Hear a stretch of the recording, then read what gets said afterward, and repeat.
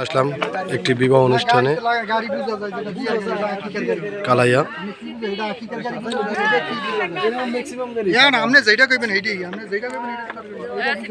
এটা হলো বরের গাড়ি, বর একটু পর বের হবে। বাতাস খাওয়া বেড়া ভাই একটু এদিকে তাকান ভাই, ইব্রাহিম ভাই। এই হলো দুলা, সেখানে গাড়ির মধ্যে অবস্থিত, একটু পর বের হবে।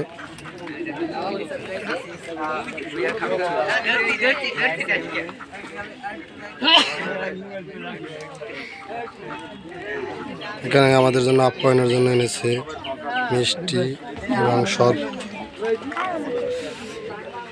আমরা একটু পরে ভিতরে প্রবেশ করব।